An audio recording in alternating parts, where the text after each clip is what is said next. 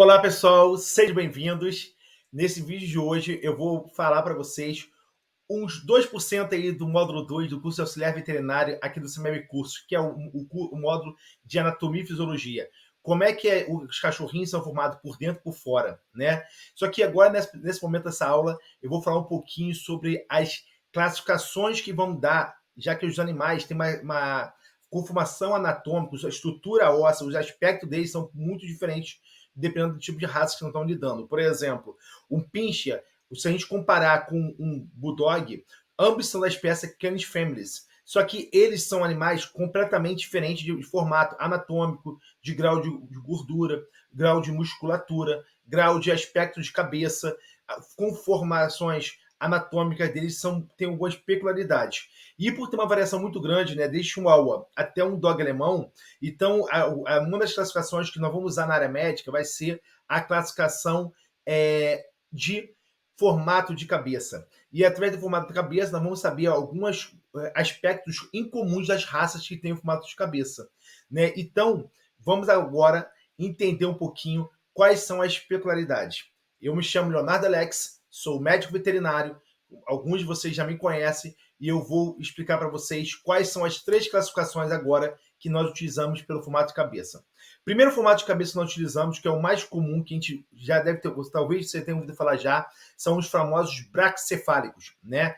Braquicefálicos são aqueles animais que têm focinho achatado, parece que tomou até um soco no focinho, né? Vamos ver daqui a pouquinho que ele tem várias características, não é só esse aspecto de focinho achatado. Esse animal, eles têm a narina, a entrada do nariz também muito estenosada, o olho globoso, a cabeça grande, né? Eles têm o céu da boca, que vamos chamar isso de pálato, né, prolongado. Nós temos 2 tipos de pálato, tanto nós humanos, tanto os animais. Ele tem aqui no início o pálato duro, no céu da boca, e lá atrás tem o pálato mole. Você vê lá que o pálato mole dos braquicefálicos são bem prolongados, é bem fundo, né, e tem muita pelanca, muita pele, e algumas vezes acaba tendo complicações. Mas vamos classificar esse animal como braquicefálico de acordo com a cabeça dele. A segunda classificação que vamos ter que ter são os mesadocefálicos. São animais que têm os focinhos mais comuns, um labrador, um golden retriever. São aqueles animais que você vê aí que não tem um focinho tão achatado, nem tão comprido. Porque os compridos, como acontece na raça Collie, como você pode ver aqui em cima, né, nesse vídeo, né, esses animais eles têm um focinho muito prolongado. Também é muito comum em outras raças, que não é tão comum a gente ver, e talvez vocês não conheçam tão bem. Mas você vai ter aula no curso do auxiliar veterinário do CMEV aqui, que vai ter as raças específicas. Nós temos o Greyhound, o Borzoi, o Collie. O Collie ficou muito famoso na época do filme Lassie, né? Esses animais são animais que nós chamamos de dolichocefálicos, né? São focinhos achatados. Então vamos classificar esses animais nesses 3 formatos: braquicefálicos, mesocefálicos e dolichocefálicos, né? Aonde o braquicefálico, focinho achatado, o mesocefálico é um intermediário e o dolichocefálico é um animal de focinho muito curto. Vamos falar um pouquinho para vocês, um pouquinho sobre cada um deles, para que vocês entendam. Aqui nessa imagem mesmo, você pode ver o Bulldog, que é um braquicefálico. Vamos ver um SRD no meio aí, que é um mesocefálicos. E nós temos os dolichocefálicos, que são animais de focinhos prolongados. Pô, Léo, que nome chato, meso, doli, braque. É importante que vocês entendam, pelo menos, o que é o braquicefálico, porque é ele que vai ter várias características. Os dolichocefálicos também vai ter muitas características que vão ver aqui na frente. Vamos começar a falar para os dolichocefálicos. Os dolichocefálicos, eles são famosos animais para animais de corrida, né? Geralmente eles são magrinhos, eles são a maioria das raças, né? Ou alguns são até peludos, outros são pelos curtos, e eles têm um focinho muito achatado, conforme vocês estão vendo na imagem aí, né? Tem várias raças. O Collie é uma raça muito comum aqui no Brasil, né? Tem o Greyhound, o Borzoi, que são essas raças que vocês estão vendo aí, que eles têm as características de ter esse focinho achatado. As características desse animal, além de ter o focinho achatado, cabeça longa e estreita, eles são excelente capacidade de atleta, eles correm muito, tanto que são animais muito utilizados em corrida, porque tem muita velocidade, tá? Só que ele tem vários problemas associados às características dele. Uma das cuidados que você vai ter que ter, se um dia você for médico veterinário, se você for veterinário que está assistindo esse vídeo, ou você for aluno de veterinária, Se você for auxiliar, vai seguir a orientação do médico veterinário. Alguns tipos de medicamentos, devido à quantidade de proteína plasmática deles ser um pouco menor que as outras raças, alguns medicamentos devem tomar muito cuidado com dose, para evitar uma sobredose, uma overdose de algum medicamento. Isso é muito comum em alguns agentes anestésicos, né? Porque aumenta o risco de dar uma superdose, mesmo se usar uma dose padrão, comparando com outras raças, e ter, consequentemente, efeitos adversos, né? Devido a gente usar uma dose padrão por peso e esses animais serem um pouco mais sensíveis para isso. E, ao mesmo tempo, esses animais acabam tendo um tempo de recuperação, de acordar de uma cirurgia um pouco maior e prolongado do que um braquicefálico, do que um mesocefálico. Tá? Então, essas são as características muito comuns dos dólicos. E existe um medicamento que eu não posso deixar de falar. Eu não falo sobre tratamento, só falo sobre prescrição, mas é um medicamento muito utilizado em algumas cidades do Rio de Janeiro, do Brasil, do interiorzão, que é o famoso ivermectina, a base ivermectina. Você viu muito na Covid, né, falar da ivermectina. A ivermectina é um remédio que se usa para tratar sarna, alguns remédios que se usa para poder controlar alguns tipos de parasitas, alguns vermes, né? E a ivermectina, muitas vezes, algumas pessoas usam para tentar reduzir o carrapato. Né? Ele não é o melhor remédio para carrapato, mas devido ao baixo custo, alguns lugares do Brasil, alguns pet shop ainda vendem a injeção de ivermectina ou comprimido de ivermectina. Só que algumas raças de oligocefálicos, como o Collie, e a maioria de todos os oligocefálicos, eles podem intoxicar devido a esse remédio. Né? Eu sei que você não vai dar, porque você só vai seguir a prescrição e orientação do médico veterinário. Mas você, como profissional de saúde pet, é importante saber que os dólicos eles não podem, a maioria deles, usar a ivermectina. Nós temos outras raças também que não podem ser utilizadas, como vocês viram lá na aula do CEMEV curso, né, ou vão ver em algum modo específico, que é, por exemplo, o Sheepdog. Se você tem dúvidas sobre raças, não se preocupe que em breve nós vamos ter uma aula de raça, né? E se você assistir uma aula presencial do CEMEV, se alguém tem dúvida, a gente sabe que a gente mostra na hora lá para vocês em tempo real qual é a raça que está tendo. Então nós temos o Sheepdog, o Collie, alguns pastores, né? Então, toda vez que você tiver com animal de focinho muito fino, toma cuidado com a dose do medicamento, toma cuidado, tenha ciência que esse animal vai demorar um pouco mais a acordar e toma cuidado também com os efeitos adversos que alguns medicamentos podem dar e verifica se pode usar a ivermectina, se ele pode usar o remédio, se aquela não é aquela raça lá que está lá no contraindicação do uso da raça Borzoi, contraindicação do Collie, contraindicação de alguma raça desse aspecto. Mas vamos classificar esses animais pela cabeça do dólicos. E existe também um tranquilizante, o pessoal dava muito antigamente banhitose, mas o pessoal usa muito na cirurgia ainda, que é um tranquilizante menor, que é o acepromazina, né? Os outros conhecem vulgarmente como Acepran. A ivermectina os outros conhecem como Ivomec, né? O nome comercial mais comum, mas tem outras ivermectinas. A acepromazina, nós temos a Cepran, que é o mais comum, mas tem outros também. Tomar muito cuidado com essa raça, porque esses animais são muito sensíveis também, segundo a literatura, pela Cepran. Já cansei de usar, sempre a dose bem reduzidazinha, nunca tive problema, mas alguns autores recomendam tomar muito cuidado até não usar alguns tipos de medicamentos nesse grupo de raças de animais de focinho muito curto.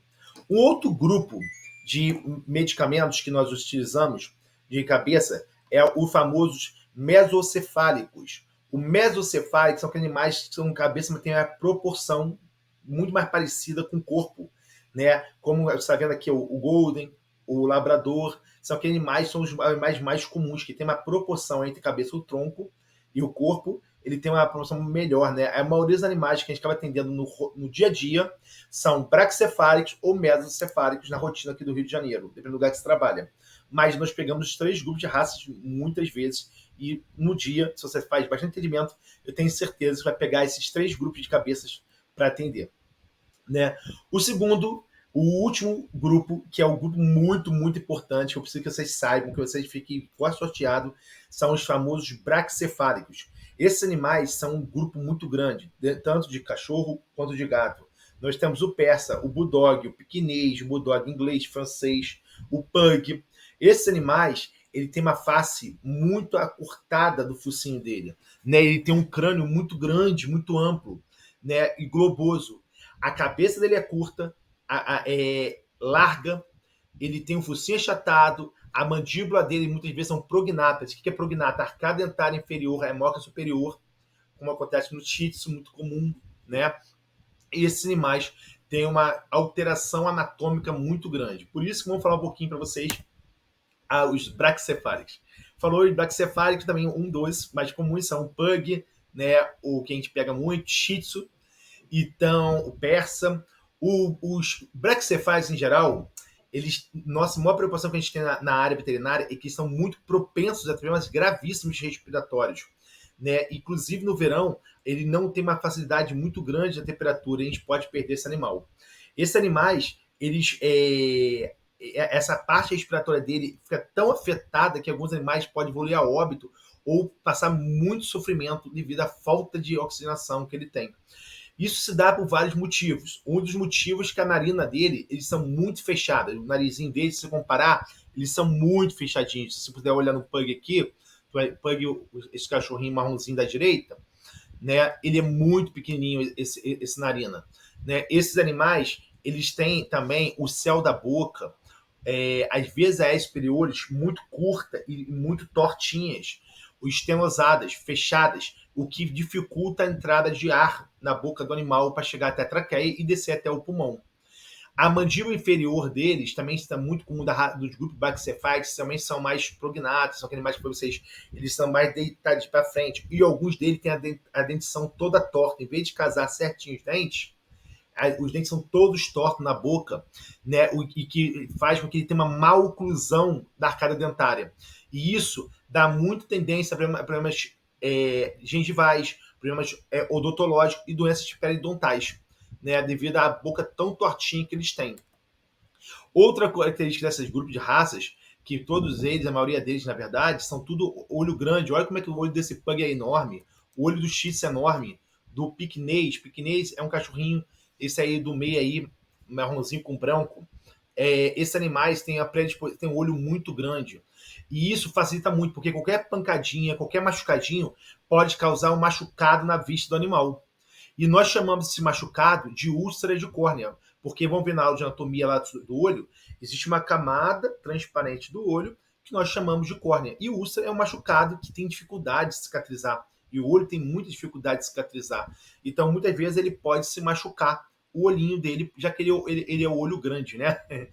E outra coisa, que algumas glândulas, a gente está na terceira pálpebra, você vai ver também na aula específica aqui de anatomia, tem uma glândula lacrimal. Essa glândula pode sair. Alguns conhecem como olho de cereja, né? Isso é muito comum em braquicefálicos. O bulldog aí, inglês é que a gente opera direto aí com prolapso de glândula nasolacrimal ou prolapso de terceira pálpebra. Né? Outro problema que nós temos muito com esses animais, que esses animais eles sofrem muito de intermação. O que é isso? É um distúrbio causado por excesso de calor, já que ele não consegue trocar calor como deveria. O cachorro, ele troca muito o calor pela almofadinha e pela língua, assim como o gato.